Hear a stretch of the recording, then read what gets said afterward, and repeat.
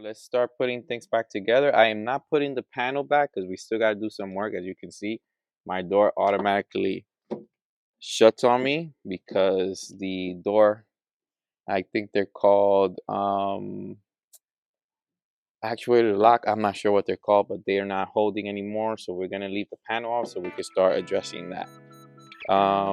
Let's get back to the rear speakers.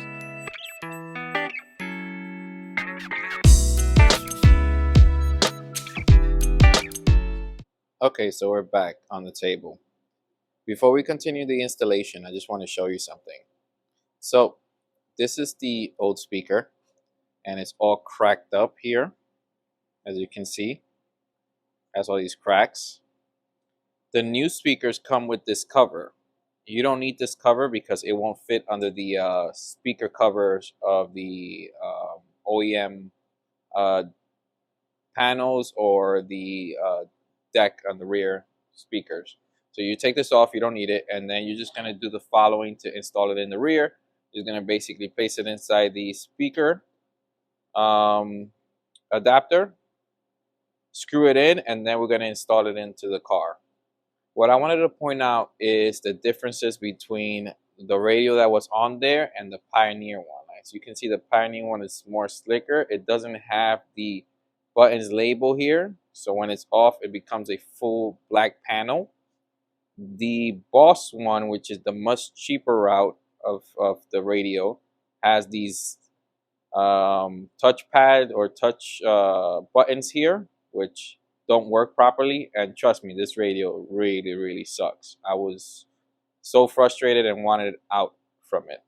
Now that we have what I want, which is the Pioneer, we're gonna get good tunes and also good quality graphics for the CarPlay. The other thing that I wanted to point out is the ReadyHarness by Crutchfield. As you can see, everything is professionally clamped or soldered in, and it comes with instructions, and it's easy to just plug and play. I'm going to show you what came with this Boss adapter or Boss radio doubled in. Look at this mess. This is a mess. It took me a while to figure this thing out.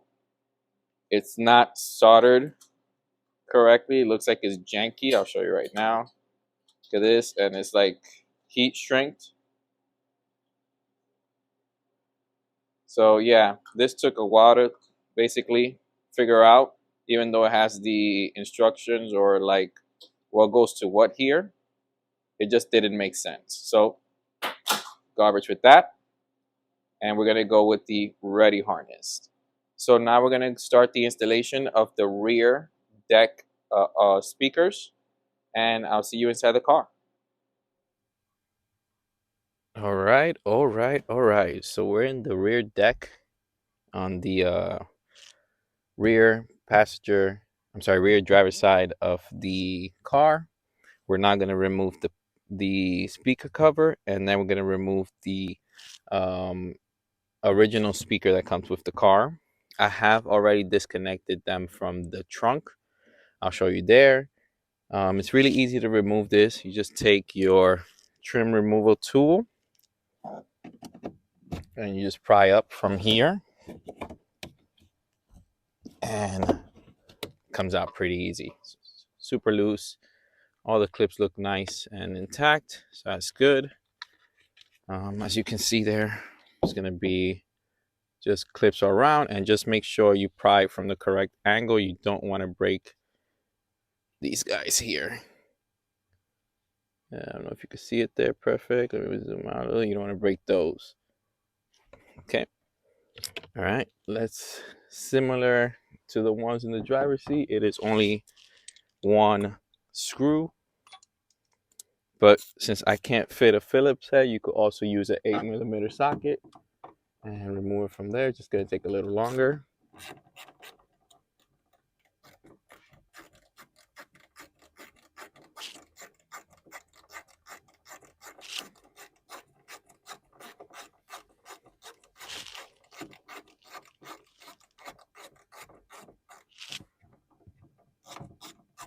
It's a very long screw, so it takes a little while to come out.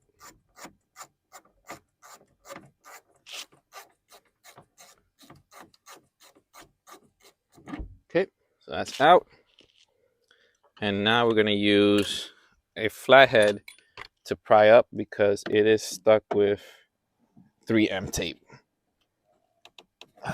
Let's see from what angle I could do this from so it's easy.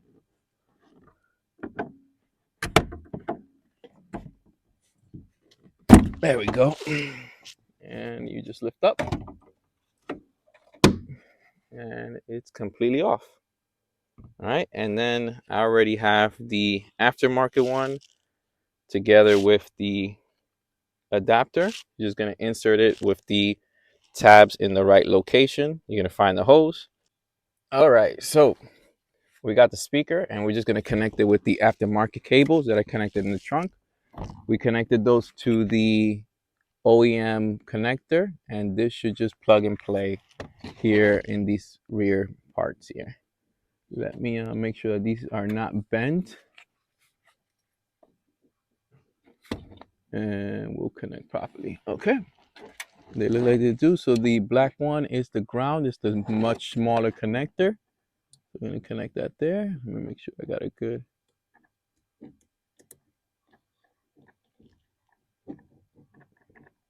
Okay, so that's in there, and we're going to do the same thing to the positive, which is the power. That's also connected. All right, we could put that back down there, and we're going to find the two tabs that are there. If you can see them, there's one there and one there. We're going to find the hole for that and make sure that it aligns well without pinching the cables. Okay.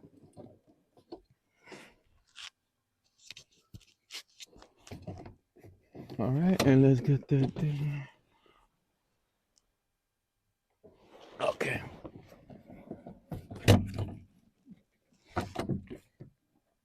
Okay, all right. Let's make sure it's not going to pinch.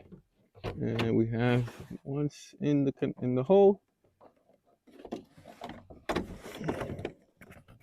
It's a little hard to see when you're in the back seat here.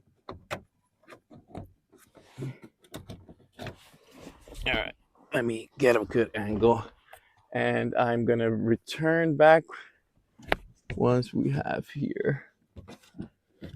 There we go. Now I got a good angle. We're gonna now insert the larger bolt and reverse the installation. All right, so I got that in there. I'm just bolting up the last center screw that holds down the speaker adapter and the speaker to the car. Let's get that in there. Awesome. That's not going anywhere. And now we're going to take the speaker cover. Like I said, we're going to insert it from one side and just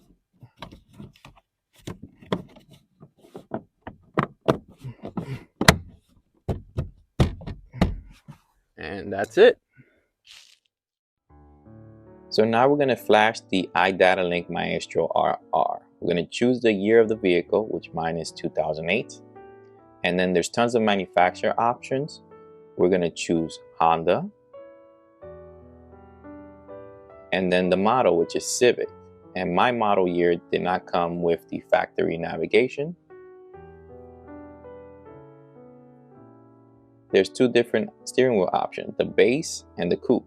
Or the coupe is also the SI. So we're going to choose that.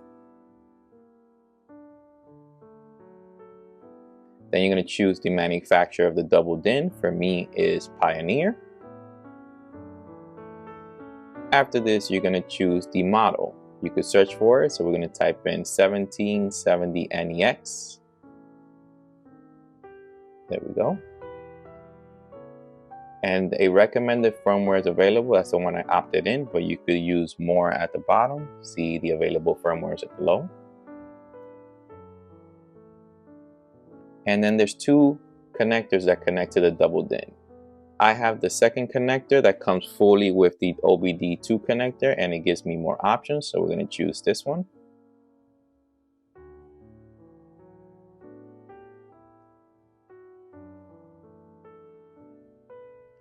and it configures the factory amplifier and steering wheel controls like we want. So they're already on, and we're going to press continue. Finally, you get to customize the steering wheel controls, so you could do volume up, volume down, press and hold for Siri, or changing tracks. Everything looks fine with me. As I hover over, you can see that it shows you in the image which button does what, and then the flashing is in progress. So previously, you saw me flashing the data link Maestro RR, so that way it works with the new Pioneer double DIN radio and allows me to use my steering wheel controls to work with the new radio, and I don't have to touch the screen. Now what I want to talk about is how we quickly went from ashy crusty to classy upgraded. It's pretty easy. But first, I want to quickly shout out Crutchfield again for the ReadyHarness. It's a really good system, plug and play system. You don't need to solder, heat shrink, clamp wires, or guess which wire goes to where. Crutchfield gives you the manual, and it's a quick plug and play system. I didn't record it because it took me 5 minutes to figure it out. And honestly, if you want to buy a radio from them, opt out to getting that ReadyHarness from them also, or opt-ins to getting the ReadyHarness from them also. As you can see, all I had to do was quickly move buttons over from the previous kit to the new kit. I didn't want to record much of that either because it's just like the previous episode, a couple screws and you just move the kit over. What I do recommend is to leave the climate vent for the AC and heater for last, so that way you have space to fit the double DIN and properly screw it in, because some tools wouldn't fit in the gap that you need. The next thing that I want to talk about is during the installation, I switched out the hazard button because it came in just in time. The hazard button that the SI brings is basically color match to the custom kit. I opted out to go with the Type R JDM Japanese button that the Honda Type R bring. Like I said, with North America got the SI. Everywhere else, they got a Type R. So it's very unique to have this button, and it lights up red. That's pretty cool. As you can see, the color matching on the bezel piece is blue for the one that the previous owner used. I opted out again to, or opted in to get the the color that the SI has for the custom kit, so that way the details match like how I want. And installing the double DIN was pretty easy. All I had to do was use the brackets that the custom kit came with, align it properly so that way there's no gaps, and screw it in. It's pretty easy. Everything is installed into the custom kit. All I need to do now is basically go inside the car, connect all the cables, test out that it works. All right, so we're back in the car. Basically, I just fitted this there just to test out the radio. I connected all the wires with the ReadyHarness from Crutchfield. It was pretty easy, no hassle. So we'll go test out the radio now. So we're gonna turn it on. Let's see. Awesome. So it's working. I'm gonna connect it to our radio here. Apple CarPlay goes immediately to the phone, and we're gonna see if the audio works.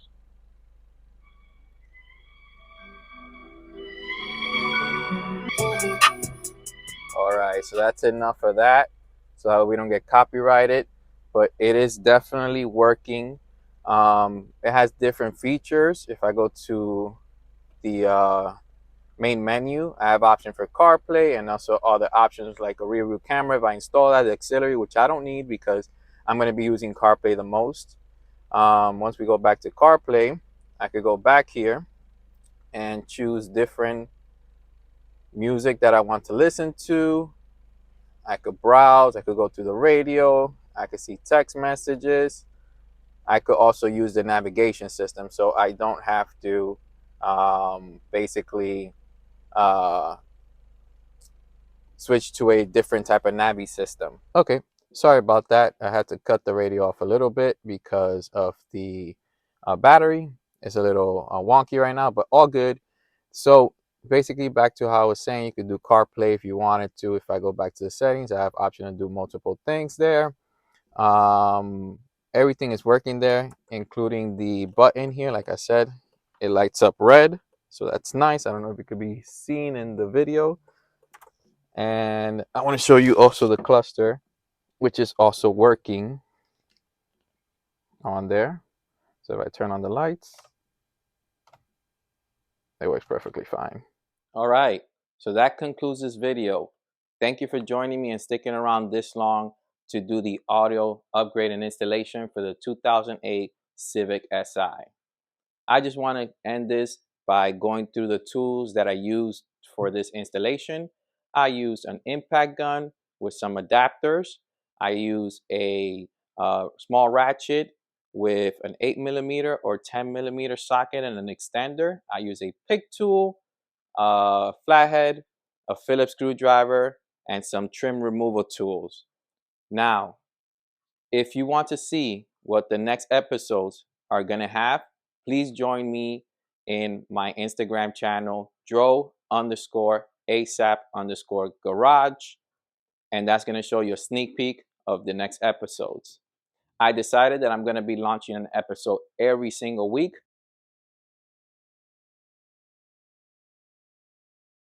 8 p.m. Eastern Time. You could convert that to your time or click on the notification button so you could get notified when the next episode gets uploaded.